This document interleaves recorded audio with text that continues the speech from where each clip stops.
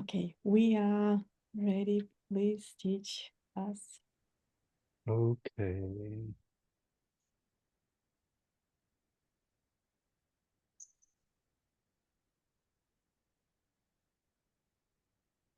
Cool. Here we are. Last class. That's exciting. We get to finish, I don't know, cool thing that I didn't really know how it was going to go. And personally, I've really learned a lot. So I really appreciate the opportunity. It's always a big honor to teach ACI classes. And the best part of teaching is getting to learn it. So what a great opportunity.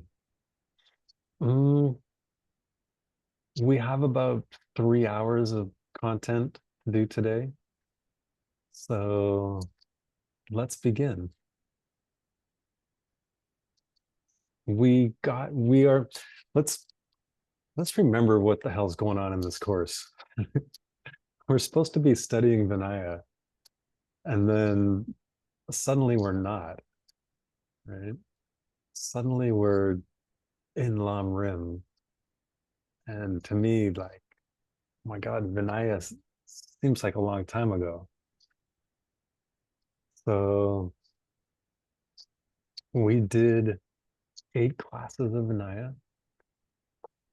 You know, my takeaway was really enjoying revisiting what my values are, what ethics are, looked at some cool lists of ethics, got to share in some ideas about living ethically, and then determining our core values, tracking our core values, and then what to do when we fall down or succeed.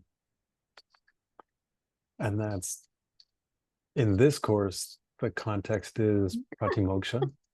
It's the vows and the motivation aimed at nirvana. Then all of a sudden we're in Lam Rim world, and we're trying to do the entire Lam Rim in 3 classes, which Geshe Michael has been teaching for 10, 11, 12 years, the Lam Rim. So what he's covered in, I don't know, 12 years, we're trying to do in 3 days. So it shouldn't be shocking that we're surprised. What's going on in the chat? Everyone's giggling. Oh, it's happy birthdays. Thanks, y'all. So I have plans for the next ACI. I do not. I do. Don't say 13. So, yeah, we got through in 2 days the lower scope, more or less. So let's review that and then see if we can catch up with the medium scope and the greater scope.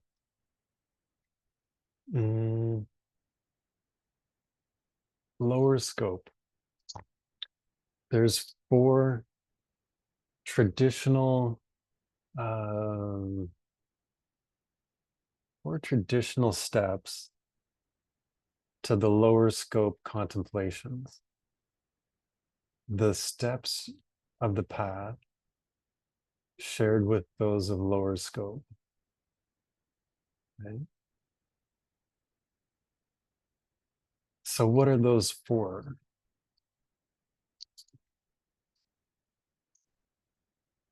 Let's see if we can collectively get them in the chat.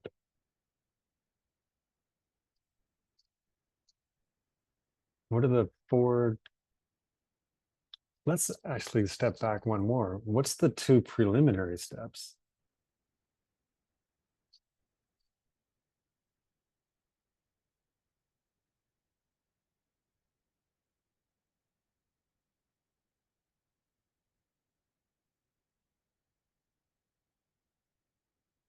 Renunciation is sort of it. Yeah. Leisure and fortune and teacher. Yeah.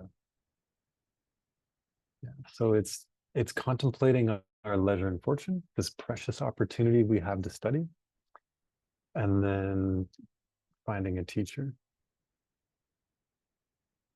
Or maybe it's finding a teacher and then they teach us how fortunate this opportunity is. 4 steps of lower scope. We covered one in depth.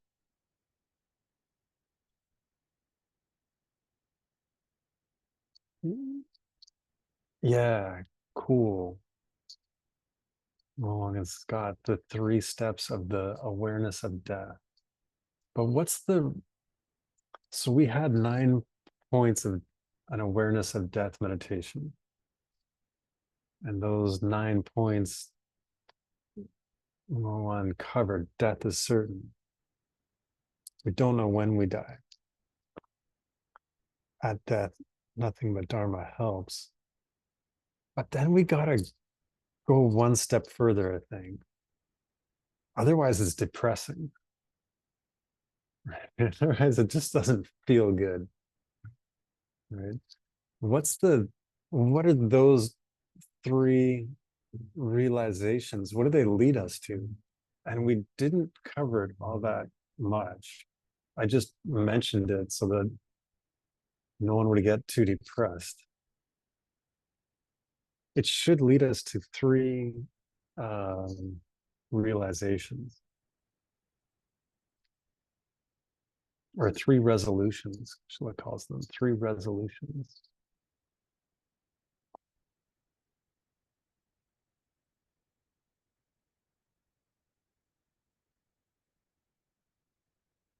Rina's sort of got them. Yeah, it's like, I'm gonna practice. I'm gonna start now, and I'm gonna do the highest things, do the highest practice. So it's like, okay, awareness of death, like, holy crap, I got to do some practice. I'm going to start now, and I'll do the highest practice. And then when he taught this, Stevie, was called The Source of All My Good. And it's the daily practice module 1. You can find it on acidharma.org. So in that one, he chose as the highest practice, exchanging self and others, as a method of smashing our self-cherishing. So I thought that was interesting. I'm gonna practice. We have to practice. I'm gonna practice now. And I'm gonna do the highest practice. And then the one Geshe Michael chose was exchanging self and others as the highest practice. Smash our self-cherishing.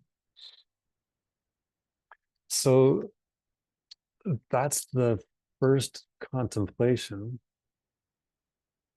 of the steps of the lower scope. What is the other 3?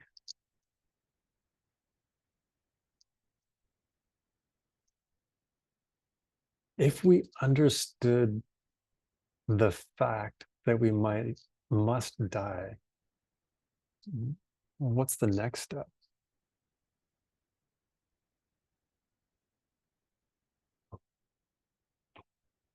It's like, holy crap, I might be reborn in the lower realms, and I do not want that. Right? My mind will continue at death, And then like, wow, that would really, that would be horrible. I do not want to be born in the lower realms. That sounds bad. So lower scope, it's like this kind of, for me, it always feels like this fear-driven contemplations. You will die. If you die and go to the lower realms, that's horrible. Okay. So that's the second one. And then that should lead to the next idea, which is what? What protects us from that type of rebirth?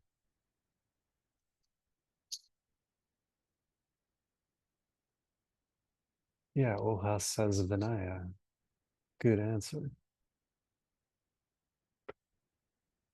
Karina says refuge. That's the traditional answer. Refuge in the three jewels. And when we understand refuge, we understand that the essence of the refuge in the three jewels is emptiness. Okay. And when we understand that, that leads us to the fourth and the last contemplation of the lower scope, which is karma. What to do, what not to do. Okay, so if we can catch that flow, it's a little easier to remember those steps. Okay. So we've done the preliminaries, we did the lower scope. Let's talk medium scope. What's the medium scope motivation? Lower scope do not want to be born in the lower realms. Sounds terrible. What's the motivation of the medium scope? Yeah, escape from all suffering. The higher realms sound marginally less horrible. Like could we get that feeling? That is the feeling we want to generate. Like, stop thinking it's just the lower three realms that are terrible. It's all of samsara. The whole thing's a disaster. Okay. It's like the lower three realms are a 10 out of 10 bad, and the higher three are like a 9.9. Right? So the medium scope is like, gotta get out. Nothing will ever work out in samsara.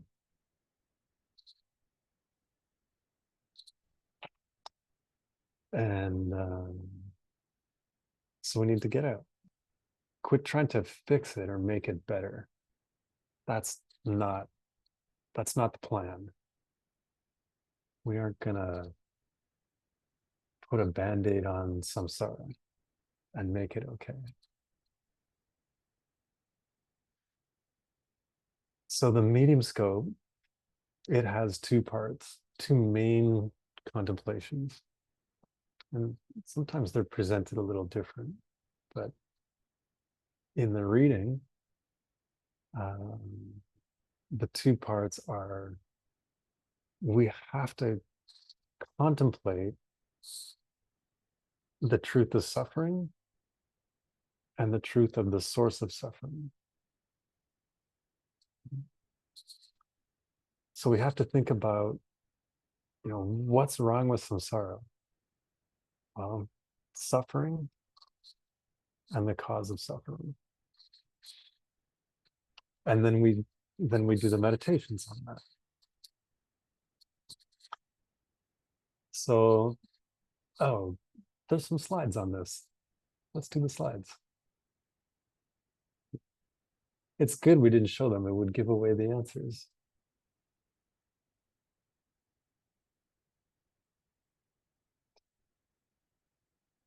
There's the lower scope.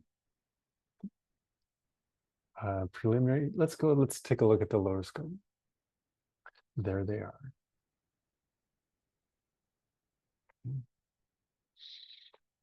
And now the medium scope. Understand the nature of suffering. Understand the source of suffering. And those are the first two of the four Arya truths.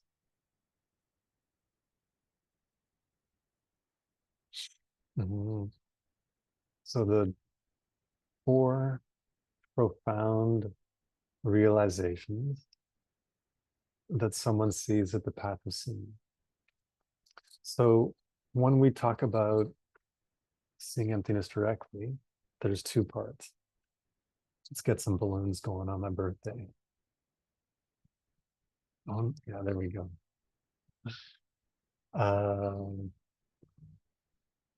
The first one is the direct experience. That part where we're in that direct experience of emptiness, where we can't distinguish subject and object, non-conceptual experience. We come out of that into the second part of the direct perception of emptiness. It's called Jetop Yeshe. Yeshe is wisdom. Jetop is like the thing that follows or what comes after. Geshe Michael defines it as aftermath wisdom, the wisdom we get after. The wisdom we get from that direct experience. And those are the four Arya truths. And those are technically divided into 16. Okay. So what are the four Arya truths? Truth of suffering, the truth of the cause of suffering, the truth of the cessation of suffering, and the path. That's one way to teach it. Suffering.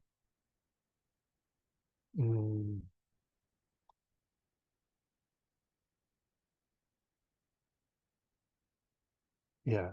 So suffering, the cause of suffering, the cessation of suffering, and the path to that cessation. What's the other way to teach it? The other way to teach it is how we experience it. So if we were to teach it in the order of experience, what would be the first one?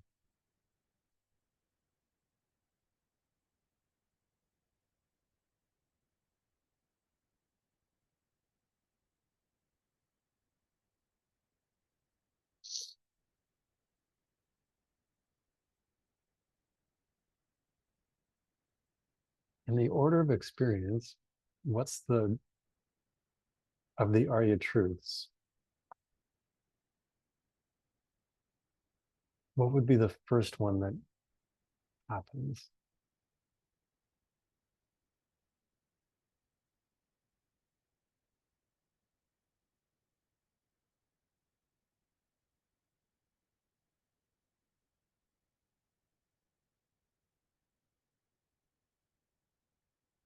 Yeah, I think suffering.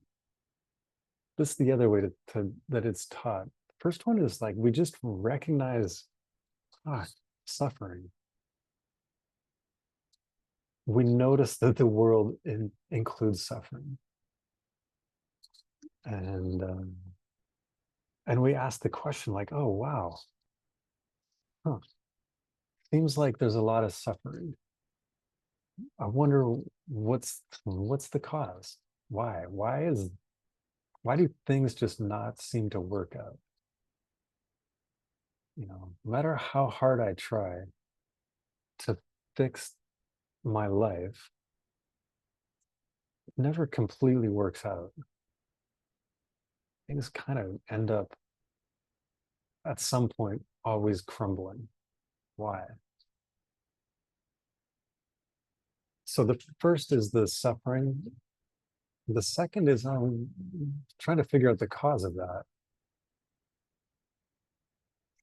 And then the third would be, oh, we hear about a path. Well, you could try this. Here's an idea. Follow this yogic path, follow this Buddhist path. And that will lead you to the cessation of suffering. So if you see different orders of the four Arya truths presented, that's okay. There's different ways to present them. It's kind of cool to think about why. And so these are the Buddha's first teachings, perhaps most fundamental teachings. And if we could understand them, that we'd be out of suffering. That'd be it. That's all we need to know. These four. And the medium scope kind of especially focuses on the first two. Suffering and the cause of suffering. So let's look at the next slide.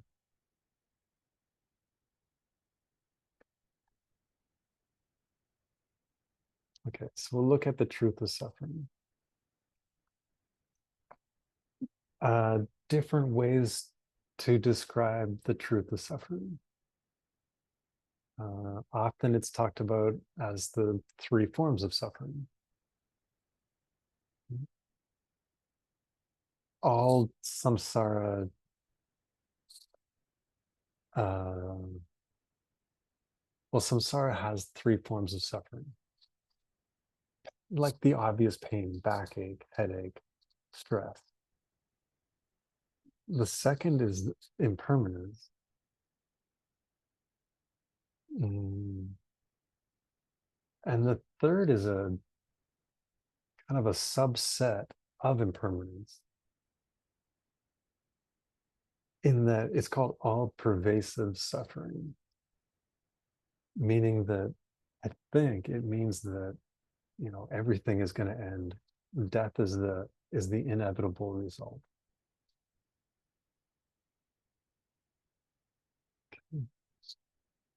Kind of depressing for my birthday.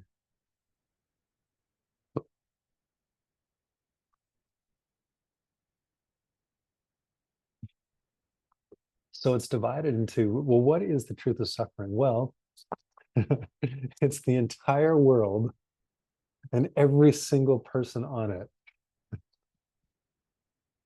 It's the whole world and all the beings in it. And it's kind of interesting. It's like, which is a way of saying everything. What of samsara is suffering? Well, everything. Well, what do you mean? Well, the whole world and everybody in it. Why is it suffering? Why is samsara suffering? And this is I don't know, I think it's something that a lot of people struggle with. It sounds so kind of depressing, or a weird starting point for a beautiful philosophy. And but Buddha says because it ends. Everything is suffering because it ends. Well, what about happiness? Is happiness suffering? You know, that seems so silly to say that happiness is suffering. Oh, yeah. Happiness is suffering. Why? Well, because it ends. Well, what about before it ends? Isn't it at least happiness then? And it seems like, to me, it always seems like an odd definition of suffering. But because it doesn't really match my experience. I think that's maybe why we struggle with it. Like, well, happiness might be suffering once it ends, but what about while it's still here? Like, why do we have to call that suffering? But I think it's really helpful in developing some renunciation. And it seems like Jetson Kappa tends to agree. So let's take a look at what he says.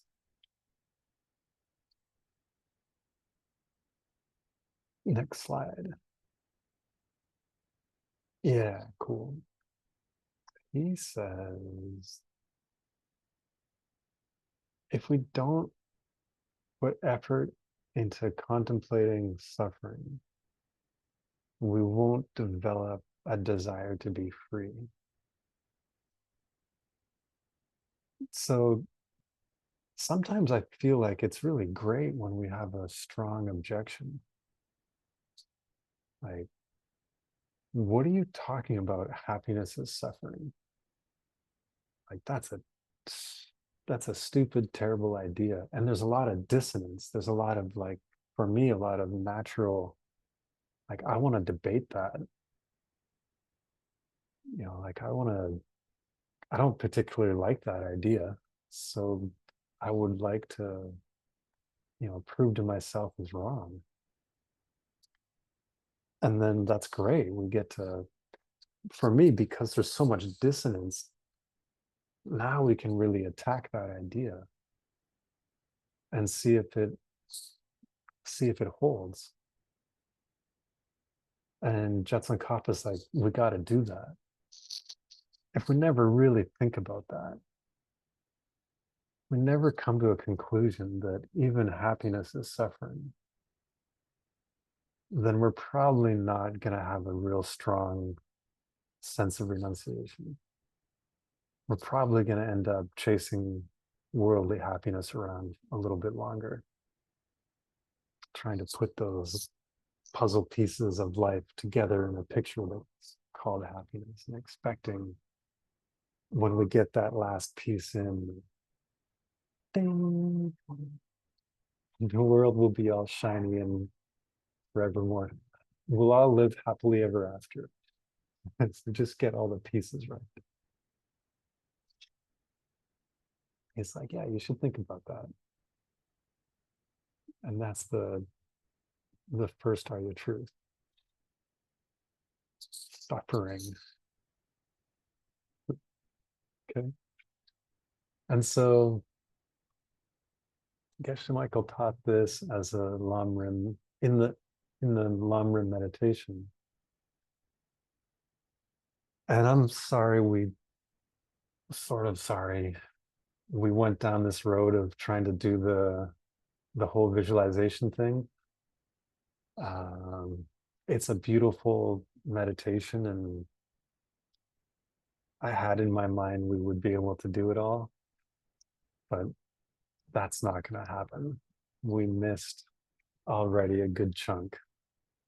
Nonetheless, we will persevere and we'll do a little bit more. And the picture will be incomplete, but if it sounds cool, then, we get the rest of the visualizations. It's an awesome, awesome meditation. So when he taught the medium scope, this part of the medium scope, we come out of that lower scope visualizations, and the whole meditation is going through these different rooms that represent the different aspects of the Lam Rim, and it ends up in a central courtyard. Okay. So we're not at the courtyard yet. We're kind of traveling through these rooms with the lower scope, medium scope, higher scope. So we're in this hallway at this point in the meditation. there's like these little windows looking outside. For me, it's kind of like a castle. When we led this on retreat, at the end, everybody shared what their house looked like. It was so fun. Everyone had a different paradigm. Mine is very medieval. So there's like these little slits that you would shoot a bow and arrow out of. It's like looking out on this big grass field, and you're looking out this window, and Geshe asked us to think of three things that we like. Choose any three things in your life that you like. Put them in the field, and then just watch them, like kind of speed it up. Watch the lifespan of those three things over time, and just watch their gradual demise. So it can be kind of depressing, or kind of a nice wake-up call or motivation in that it's realism. But the point is, it's not that those things are bad. It's the point that samsara is bad, meaning our state of mind is bad. It's not like the problem is our state of mind. And so if we stop, if we really want to change our mind, we have to stop putting all of this emphasis on things and finding our happiness through things. How do we do that? See how ephemeral they are, see how impermanent they are. Right? So choose three things and just kind of watch them. These things that we kind of have attachment to, and that we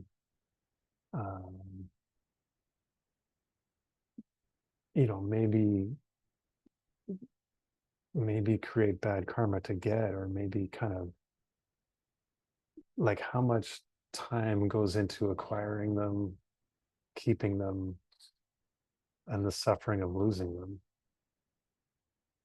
So maybe we get a sense of detachment a little bit from that kind of life that allows us to focus on getting out of samsara in a different way, or getting happy in a different way.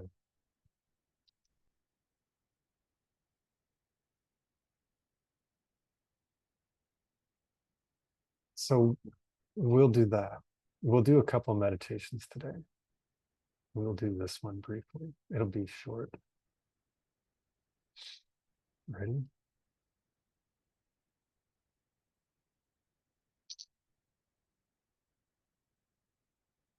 A nice birthday meditation will just destroy anything we hold dear and watch its demise.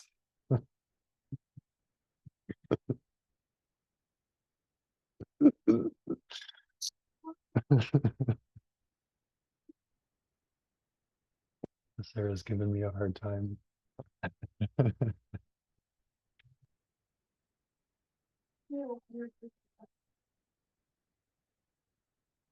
All right, we've just escaped death. And we've now made it into a hallway.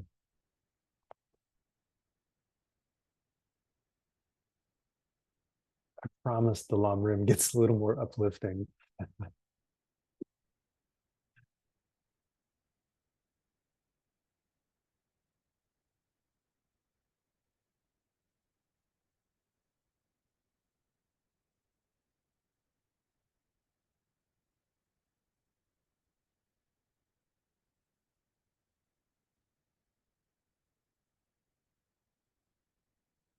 And from this hallway, we look out through the window.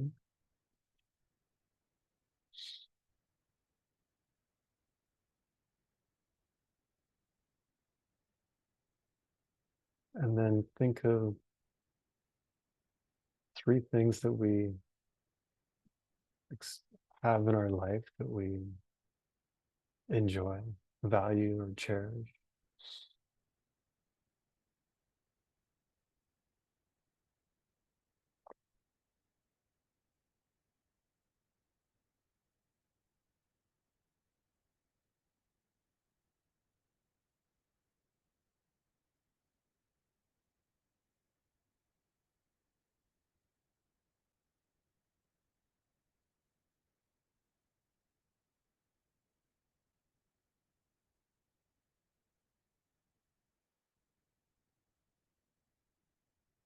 And then see them slowly get older.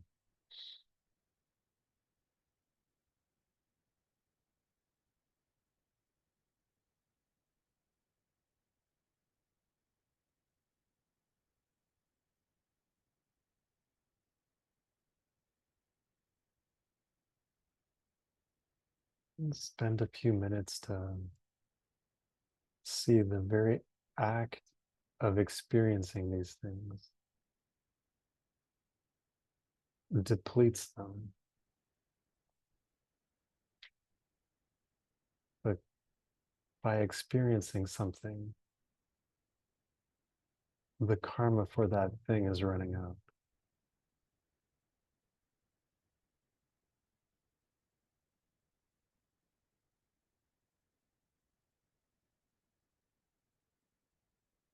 And there are no exceptions.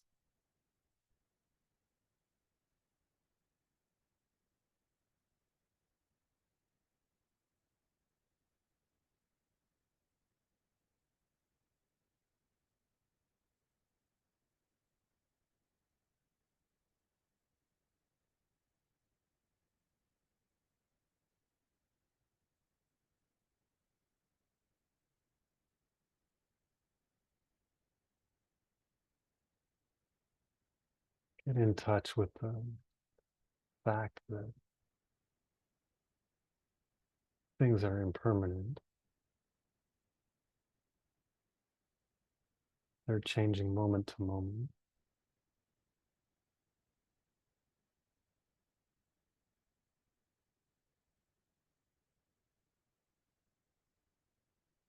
And everything is moving towards destruction as the seeds to experience them wear out.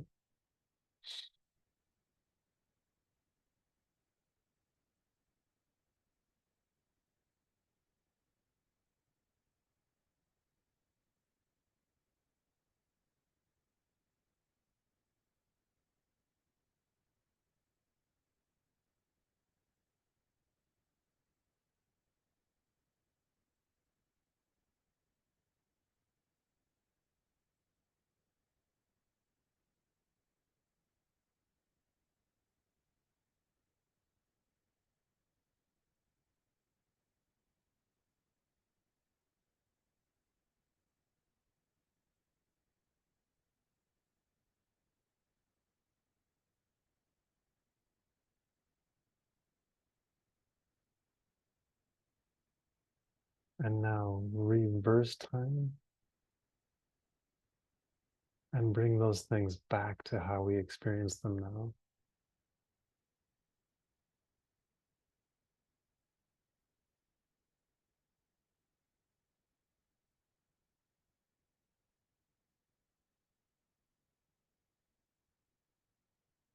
See them as those things that we enjoy. They're fresh, they're alive.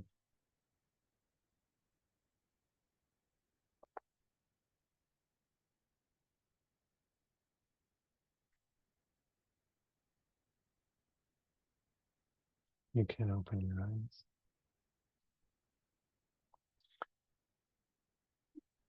eyes. That's one of there's a more extensive visualization that's very famous, where you start just kind of seeing all, like you see a little sore on your forehead. Like you just kind of like, oh, there's like a little sore spot. And then it gets infected. And then you just see your whole body kind of start to disintegrate. And then your bones kind of fall into a pile, and then you see that that pile of bones is a mountain of bones of all your past lives. And then you just kind of go out from there and see all the rivers and lakes are dry. All the vegetation has gone. And it's like you progressively go out and see the destruction of the world. And then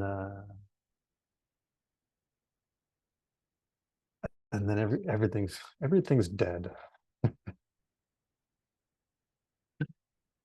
And then you kind of get a sense of that impermanence.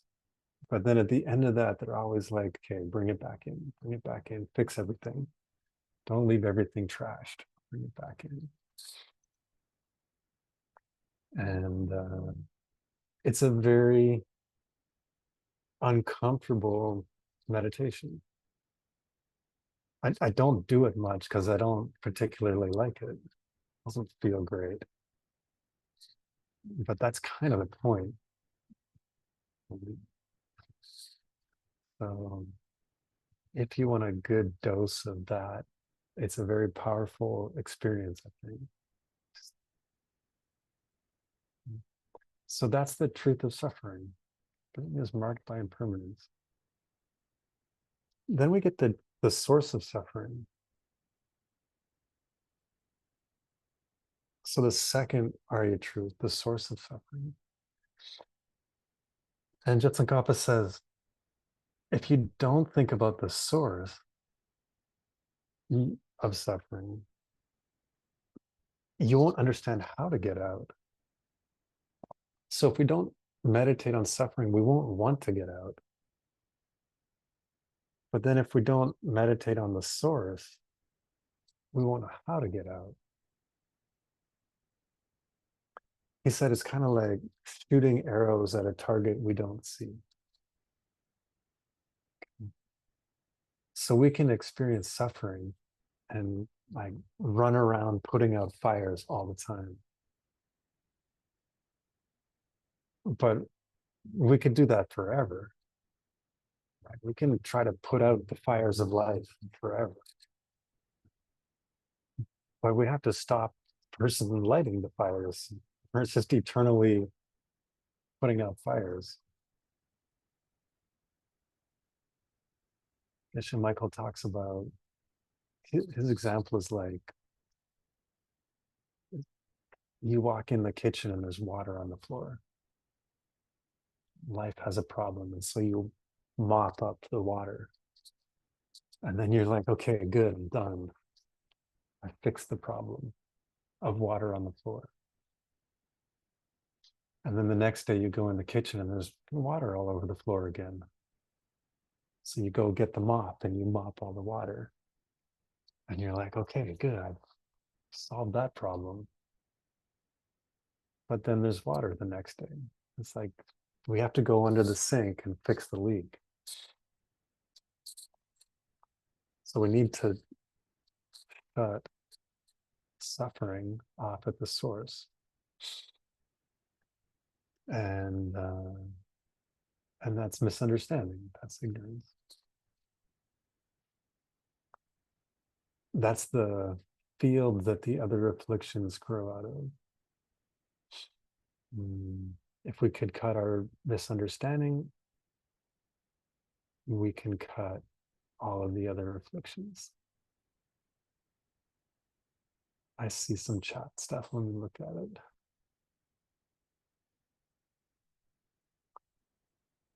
Yeah, ignorance is the source of suffering. I'm calling it misunderstanding.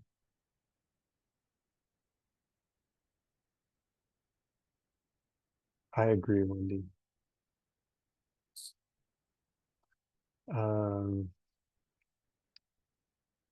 Geshe Michael's been using misunderstanding recently because I can be ignorant of a lot of stuff.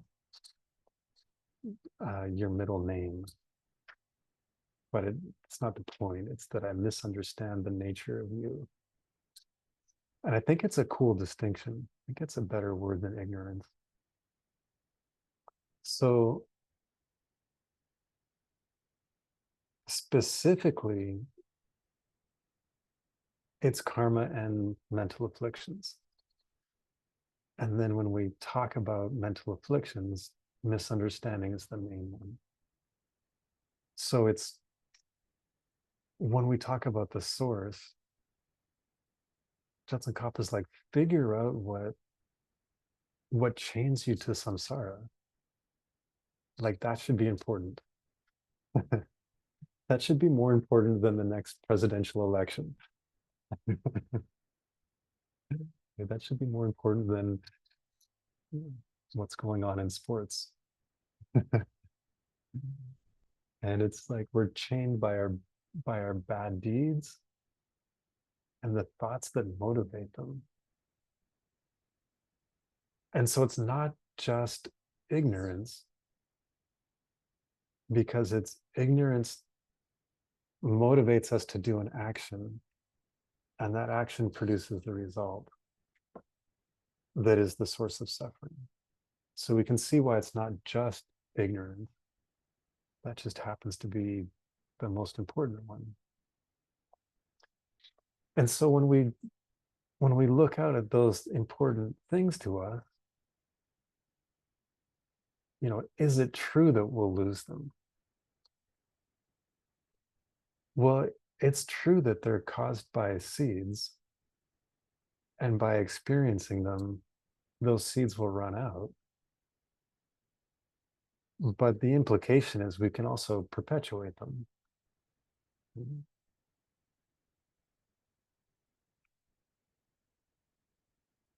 And so the part of the middle scope is understanding that everything is a reflection of our mind. Everything is a reflection of our past actions. The world, each of us perceive the world based on our past actions. And it's like this unique, perfect little snowflake for all of us. And so in the source of all my good, Tsongkhapa says, bless me always to be careful to stop doing bad deeds, and to try instead to carry out each and every good deed that I can do. Right? And then those things don't have to disappear. Then we should be able to perpetuate the good things in our life. And so the visualization that, as I remember, Geshe Michael taught,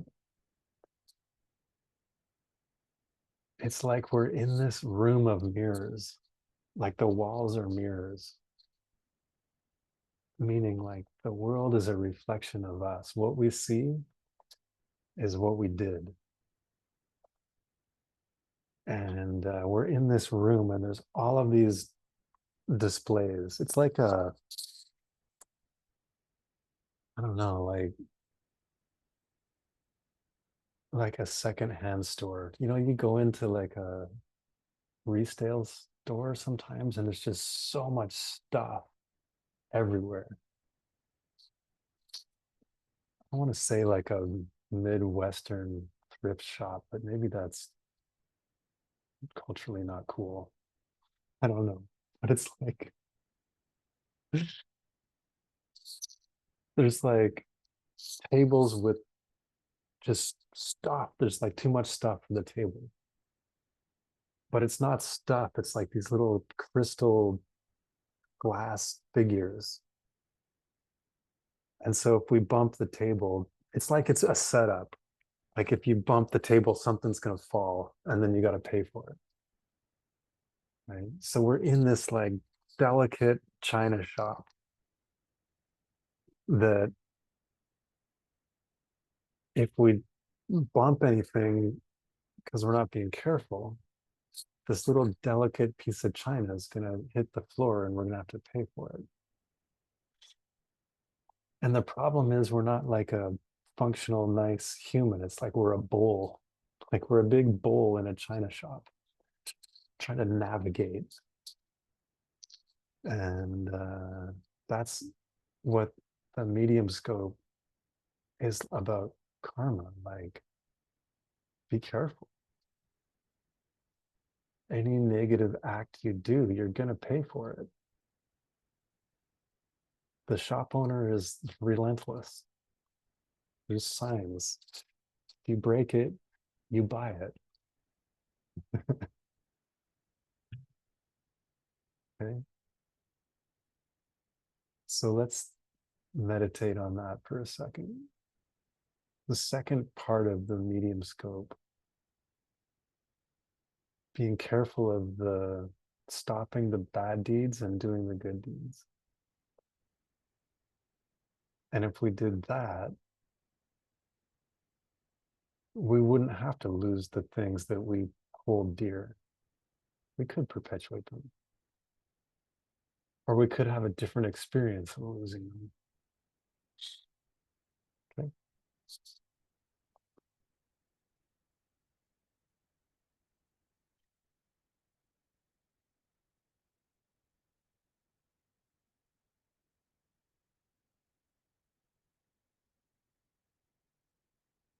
So we leave that hallway and enter into through a door into a bigger room. It's lit. The room is bigger than the lower scope room.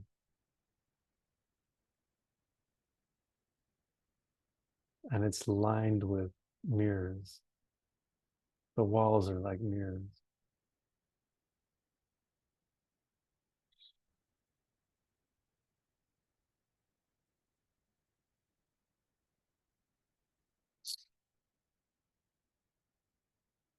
And we understand that the world is a reflection of our mind.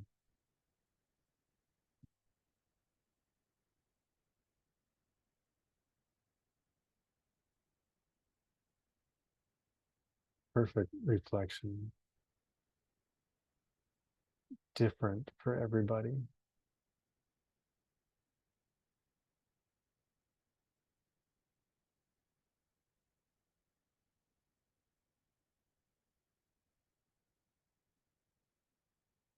And with that knowledge, we understand karma and its consequences.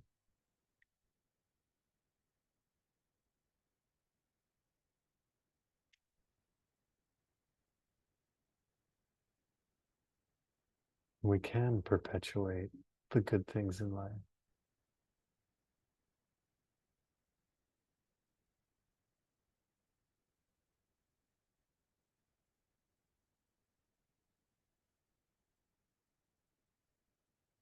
We have to be careful to stop the negative things we do and to carry out each and every good deed of the countless good deeds we can do.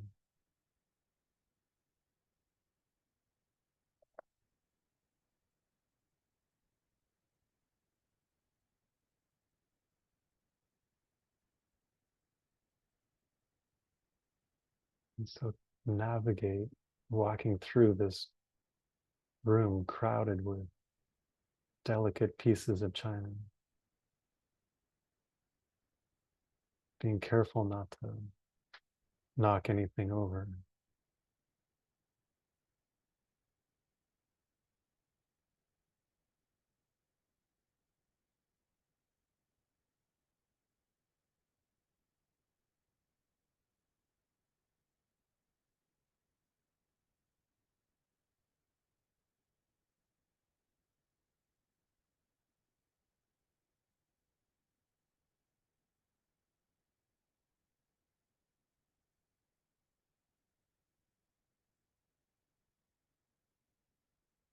What are the things in your life that you need to be careful about right now? What tendencies do you have to, what situations do you tend to be critical in?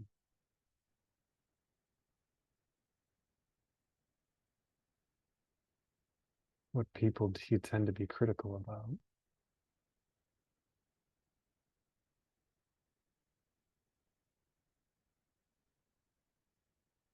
What steps can we take to transform?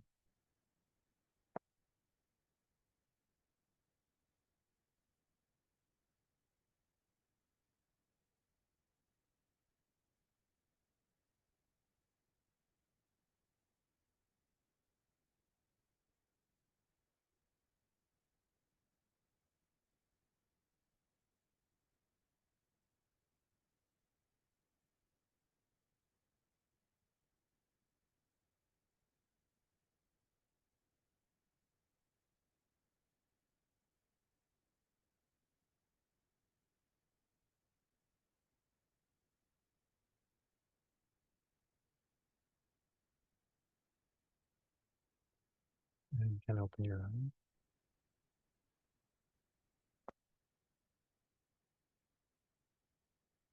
eyes. Let's look at the slides.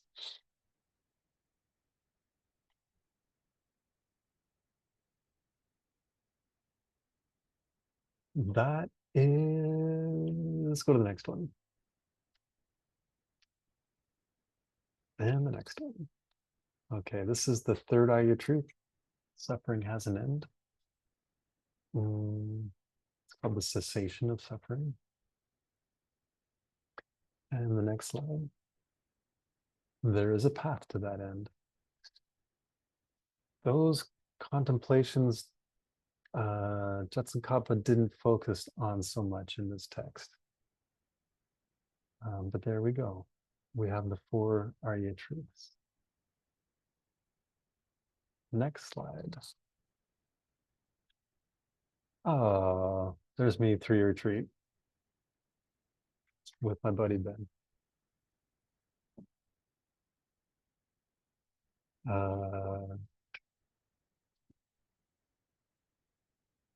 We're now in 20 minutes going to cover the greater way. Okay.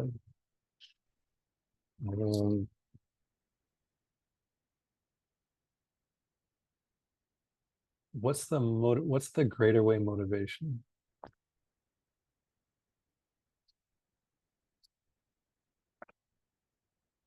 Yay, someone said bodhicitta. Meaning, I want to get to total, complete enlightenment and drag everyone there with me. Okay. And Geshe Michael asks, you know, Jetson-Kappa uses this metaphor of an alchemical elixir, meaning like the idea of changing lead to gold. Okay, how do we change lead to gold? And he says something kind of cool. Good deeds don't get us to enlightenment. Right? Only good deeds done with a wish get us to enlightenment. And that's so how do we turn lead to gold? How do we turn a good deed, which brings a good result, into a good deed, which brings enlightenment? And he says it's the wish. It's not even understanding emptiness. He says it's the wish. And it brings up this interesting point when we read the text, as I understand it.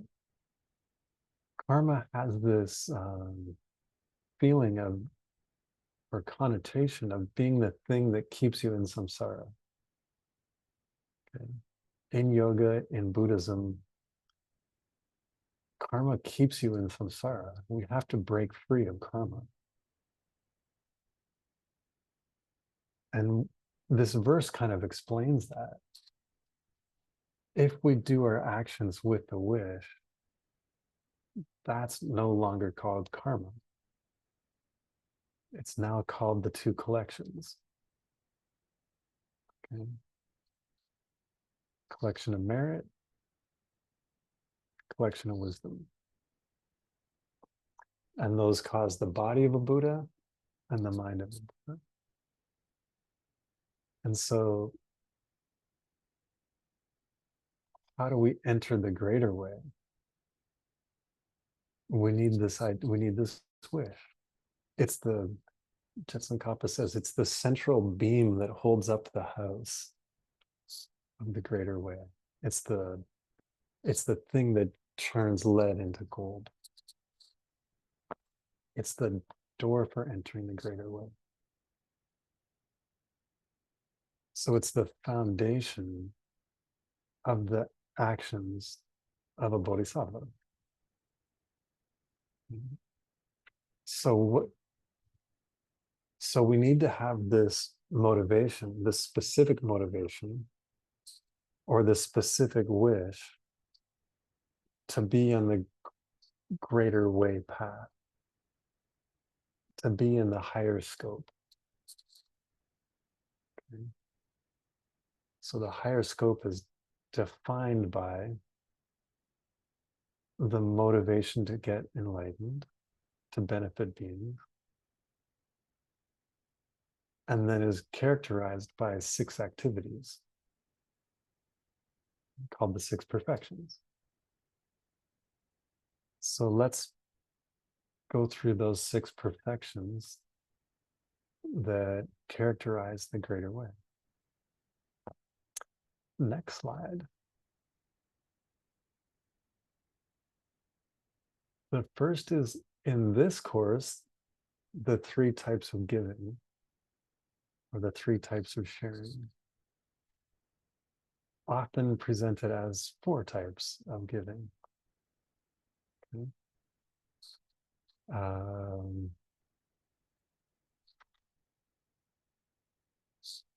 What do we have here? Sharing material things.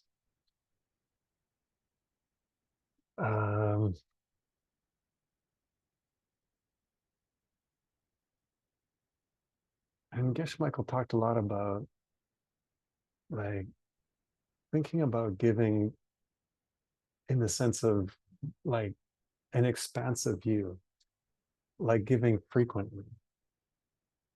Better to give smaller quantities frequently, whether that's money or time or resources. Like, give often. Better to give 30 times a month than once a month. Like, better to join a $1 a day program than a once a month program.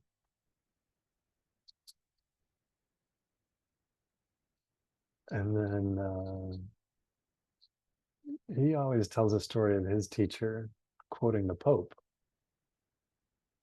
It's like, it's easy to give the, like, when I actually use paper money now and I buy something and I get change, like quarters and dimes, I'm just annoyed by it.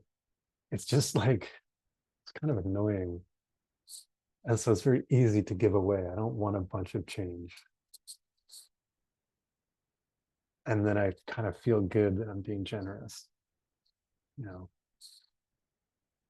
And the Pope is like, nah, like, push yourself a little more. Give from, like, the main stash. Not the, don't just give the part that you'll never notice. Like, I'll never notice giving away 25 cents. You know, push yourself to give away a noticeable amount.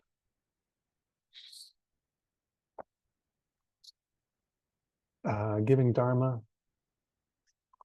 yay, good for us. We're doing that. Giving freedom from fear. And what's the 4th one?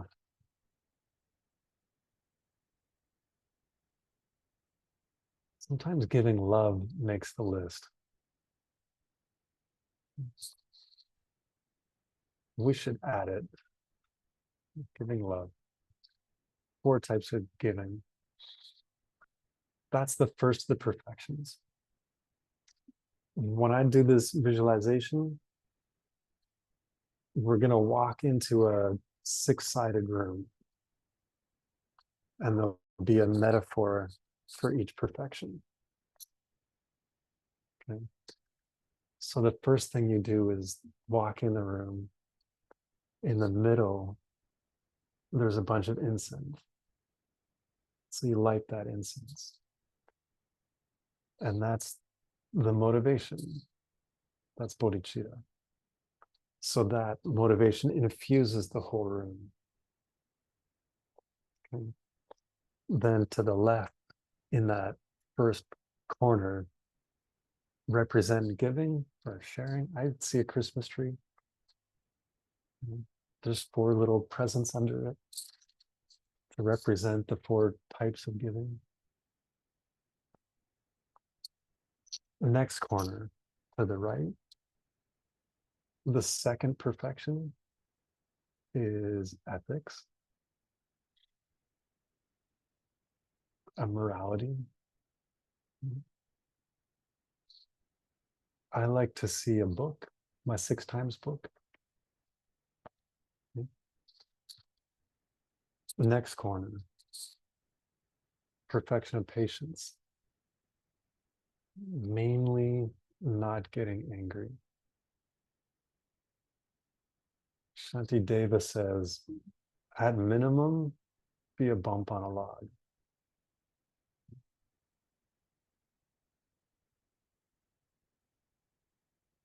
That's like step 1 in not getting angry. And one of the other ones he says, he's like, if somebody hits you with a stick, who should you be mad at? And you're like, well, the person, obviously. And he's like, no, the person didn't hurt you. It was the stick that hurt you. And you're like, that's stupid. Because it was the person that swung the stick. It was the person that motivated the stick, that caused the stick. And Shantideva is like, then you should be upset at anger, because it was anger that motivated the person to hit you with the stick. And then he's like, and while you're at it, be angry with your own anger, because that's what's causing the other person's anger. And that's patience. It's not patiently waiting for the bus. So in the third corner, I see a bus stop. And I tend to graffiti Shantideva sayings on my bus stop. So to remind myself, it's not patiently waiting for the bus. Fourth corner, joyful effort. Having fun doing good stuff. Doesn't mean hard work. I see a lawnmower. It's like, it doesn't mean cutting the grass. That's not hard work in this sense. It's enjoying spiritual hard work. It's enjoying our spiritual work.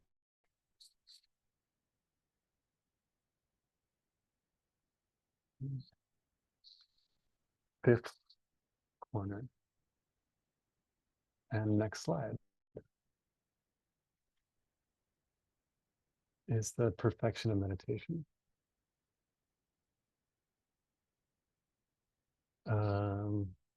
Another 3-year retreat picture.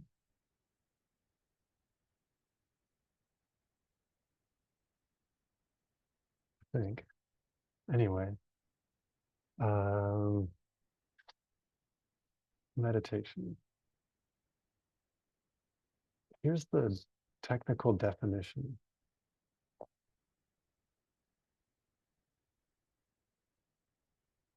Shamatha is a form of meditation which is infused with extreme agility. What does that mean? This is Sarah's thing. Here's me being agile. Get it?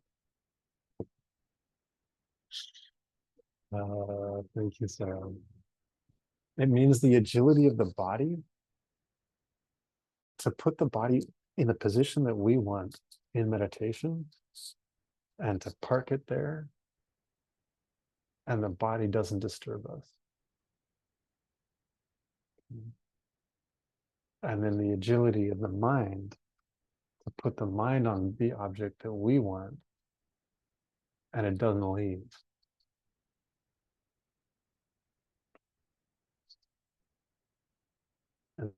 And that happens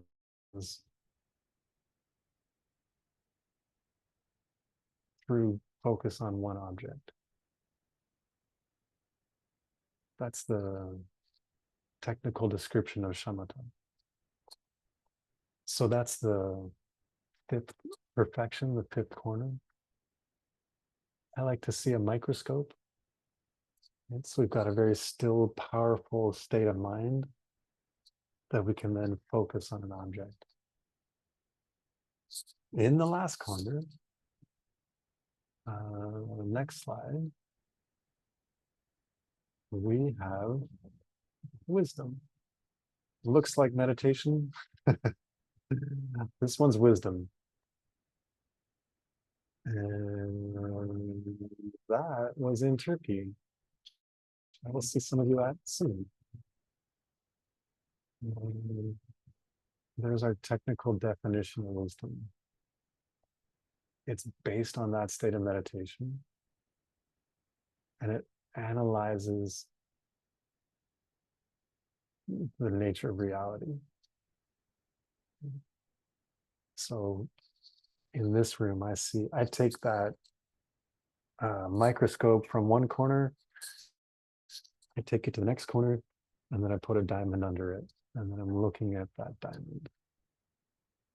So we're analyzing emptiness, we're analyzing the nature of reality. 15 minutes. Let's do the meditation. Okay.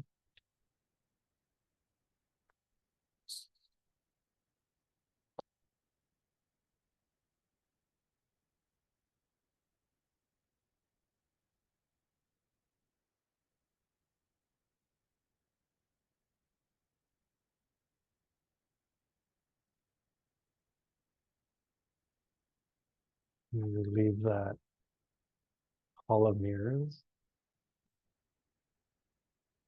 and we enter into another room. Again, this room a little bit bigger, greater way.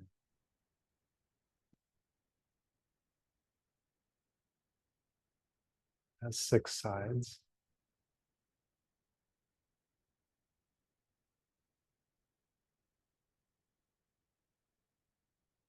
We walk into the center of the room.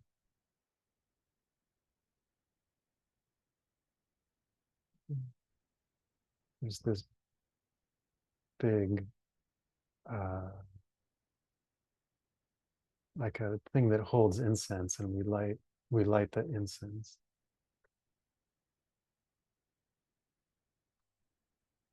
The incense is the wish for enlightenment, infusing the room with the greater way motivation.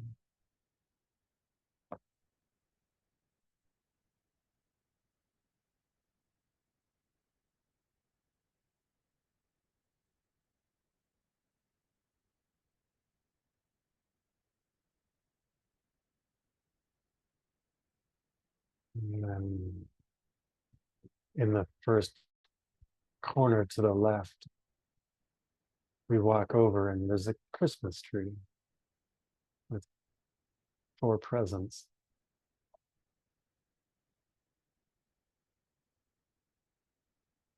Representing the four kinds of giving.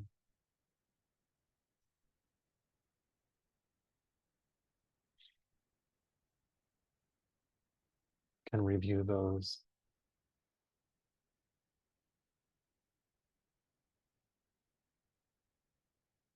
And think, is there a way I can be more generous today or this week? Or what are my blocks to generosity?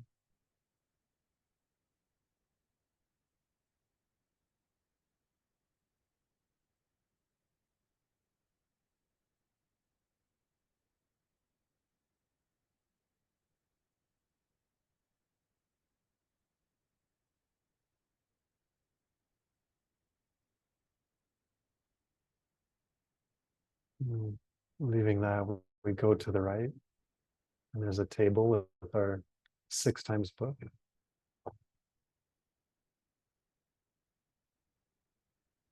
So you can mentally write in that 6 times book.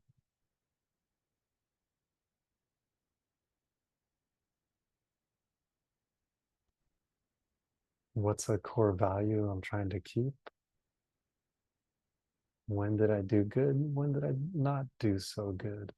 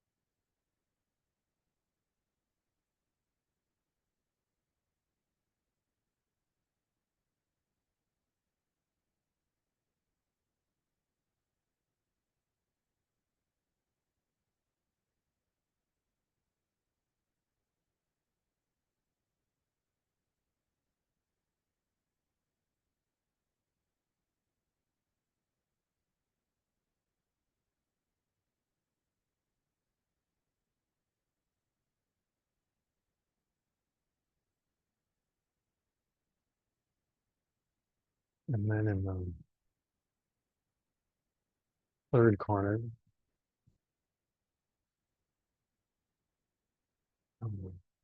I see a bus stop.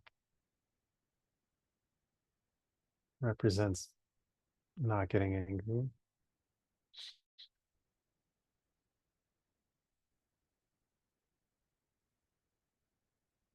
It's not patiently waiting for the bus.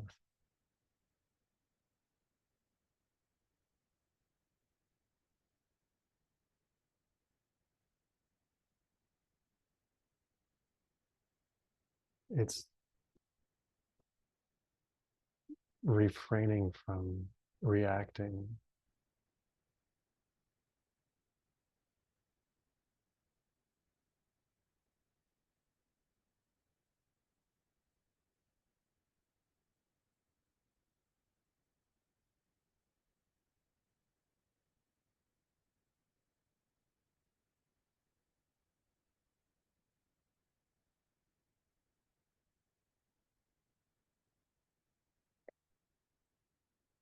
In the next corner,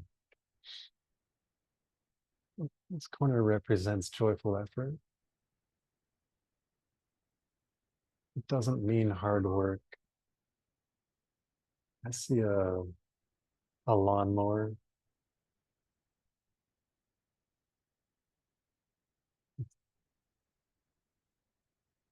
The old lawnmower my parents used to make me mow the lawn with. It's not that.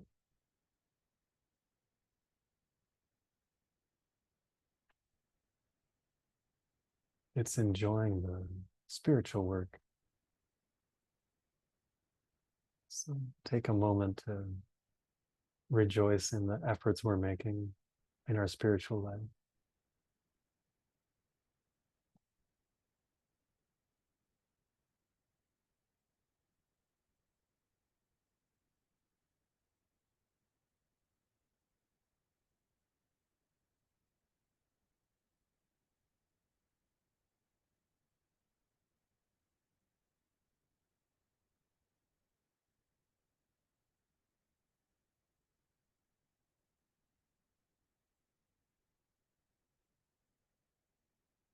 In the next fifth corner, there's a microscope. It represents perfect meditation.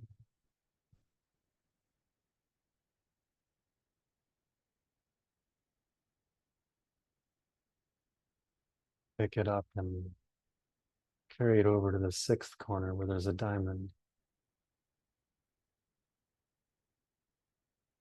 and use that perfect microscope to analyze the nature of reality.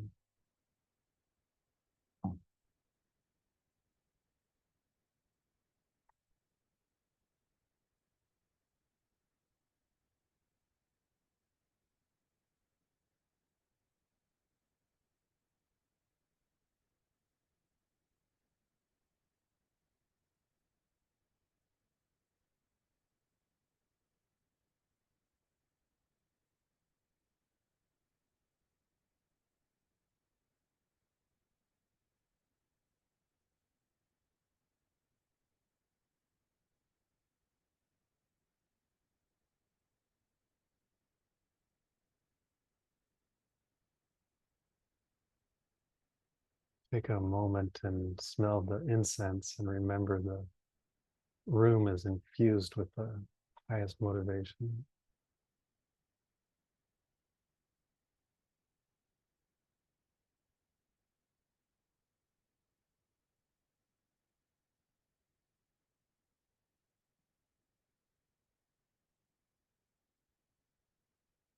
And you walk through the last door, and it enters into a courtyard. It's the most beautiful, peaceful place you can imagine.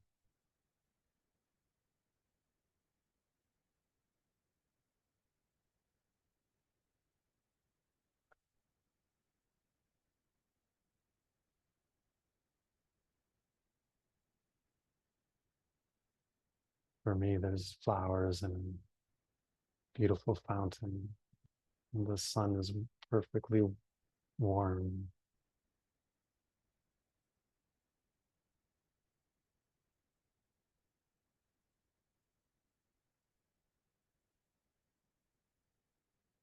The practice of the six perfections has created this paradise.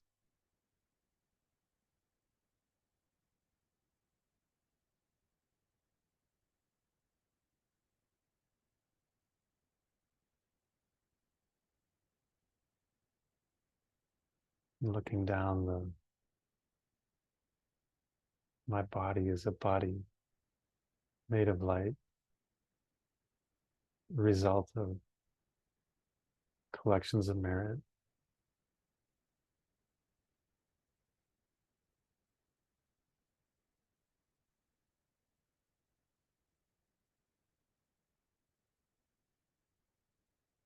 Mind free of affliction,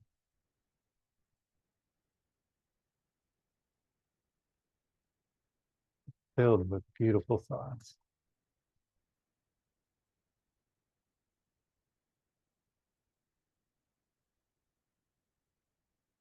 Perfect wisdom, perfect love and compassion.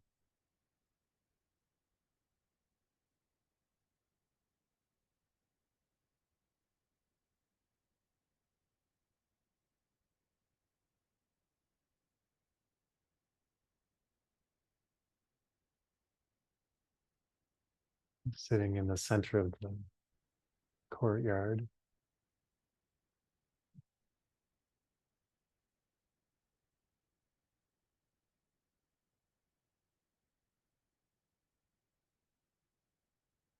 and across from me is the teacher, the person that took me across the river in the boat.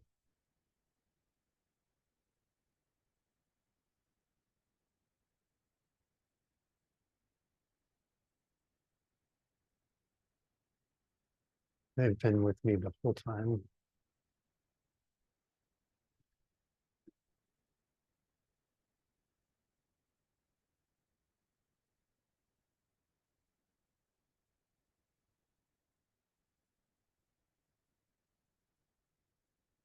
bringing me through the stages of the Lam room.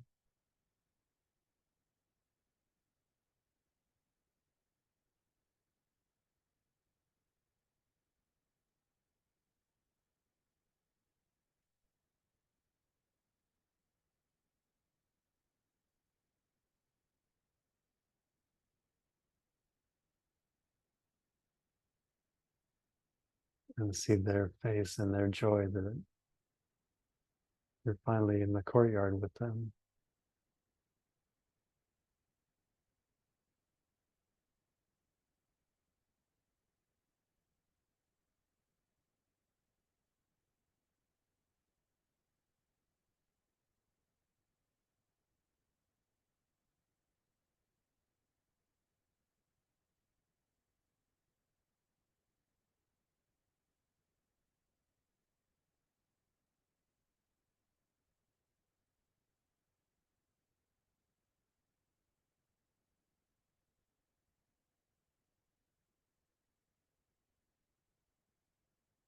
You can feel like you finally come home.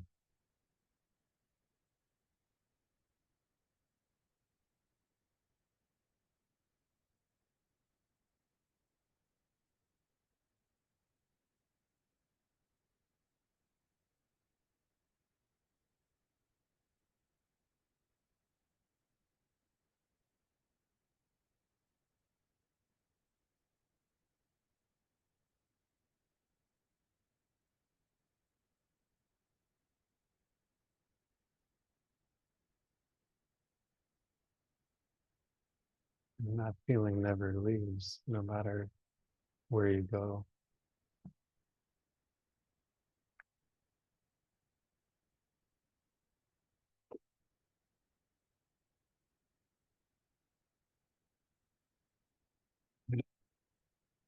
Kind of like all these friends coming in.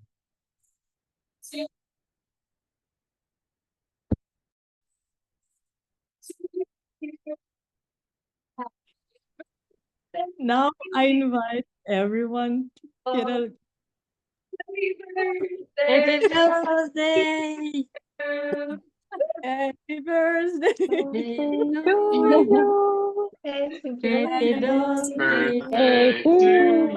you. Happy birthday, dear Earle. Happy birthday to you.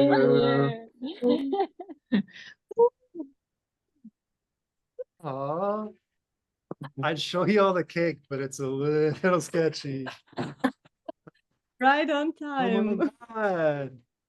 And there's more people. Perfect timing. I don't know if you're Yay. allowed to skip all the classes and just come for the party. Are you allowed to do that? Wow. Aw. Thanks, guys. Come and sit. Oh, Come and join. Cool. Come and sit. that was Wow. yeah. It's like the courtyard for real. Hey, Almira. So good to see you. Thanks. Happy birthday, dear Mama. Oh, Sarah, you gonna um, join us? yes, please. Oh, you guys are the best. We were patiently waiting until the meditation is over to start the party. I'm just like blah blah blah. Everyone's like, come on, Okay, man. okay, Get it over with. it's about time. Yeah. Courtyard. No, it was perfect, Earl. We would like to, yeah. There is another part of the present that we would like to give you. Okay, I'm not gonna cry, but yeah, we know that you love. Okay, let's wait for Sarah. Yeah, it's also in the digital version, so It's- that we know that you love the handwritten notes, and we've heard that you love the practice commitments. Yay. So here you are, Wow. students all over the world. Cool. committed to something, at least we will have a lot of ACI completions this year. So happy birthday, dear Earl. Happy Thank birthday. you. I will give you the link to this file, and yeah. So printouts of all that. Thanks. Cool. Thank you, Megan and Nicole, for making it happen and for all of the gifts and sweets that you brought so that you can have a birthday breakfast. Yeah. And there's a couple other people I want to thank before I exit and have my birthday party. Karina, thank you for inspiring this and motivating us and keeping everybody on track and being such a great friend. I think Frank is here. Frank, you here? Hello. Thanks, buddy. It's been a long months of planning, and thanks for all your work. Thanks for your friendship. And I know there's probably other people in ACI world that had a hand in this, so if you could pass on our gratitude for everyone else that made this happen. And then I actually don't even know how many people translated. 5. Karina, could you list them all?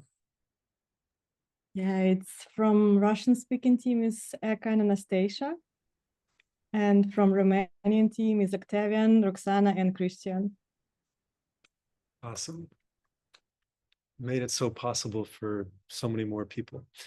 Be very few if it was just English. Like us.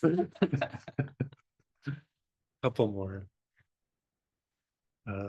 So I'm glad that there's so many friends from around the world that we can share this with.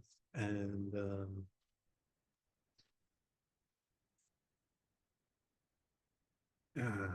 forgot what I was going to say, but I appreciate it. Yeah, it's just like this incredible thing to be able to share. Oh, I remember. Thank you for your patience. I know translated teachings are hard, and the translators aren't the problem. It's the speaker that's the problem. When translations don't go well, it's because someone's talking too fast. And it means that it's harder. And for English speakers, I know it means it's slower. And that's good and bad. So I appreciate the patience that goes along with translated talks. I wanted to thank Sarah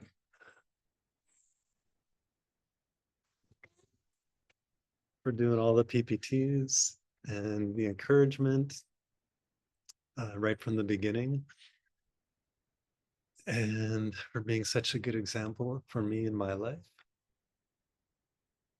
And everyone, every little square, every little person in every little square. It's the community that makes it happen and makes it worthwhile. And I learned so much from you. So thank you. And, lastly, I want to thank Geshe Michael.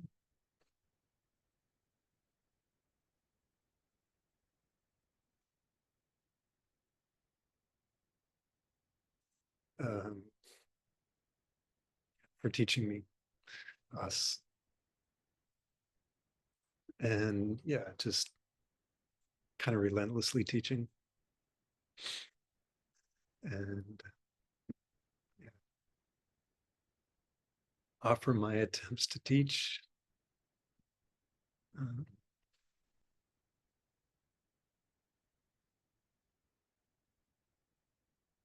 Like, I hope those seeds allow him to keep teaching.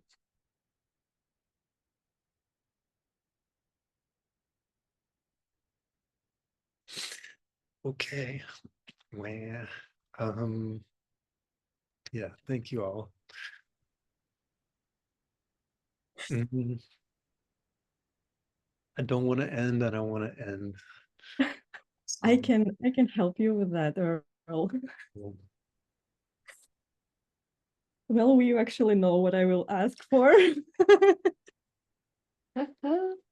yeah, right. So if someone can type in, so it's not only me, please. It's now time. Oh no, that's so good. Some people just don't take no for an answer, do they? I have a backup plan until you say no, Yeah. which is option number 2 or option number 3, She's which means that which Oh. means that, you know me, Earl. I'm Please, please, super insistent, and I have a lot of faith. Cool. So Appreciate the ask. so, I'll talk to my yeah, boss. I'm okay. sure we'll do something. I Okay. promise we'll do something. Okay.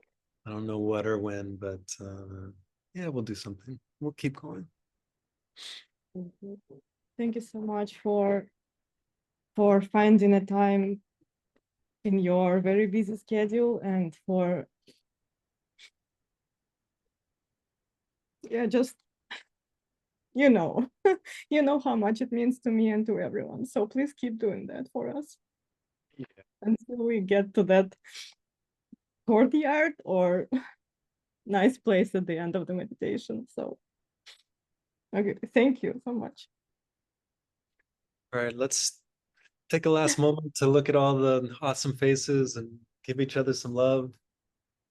And then I got a birthday party to go to. So thank you all, every single one of you so much. Love looking at all your smiling faces and wish I could transport you all into our little apartment and celebrate, but y'all in my heart. I hope I'm all in yours. And thank you so much for this experience. I gained a lot from it and I appreciate it. And I love y'all. Aw. Yay. Please stay. I'm not staying. I'm going to my party. I mean, not literally and literally. Thank you all. Thank you all so much for making it happen. See you soon. Thank you See all. you. See you soon.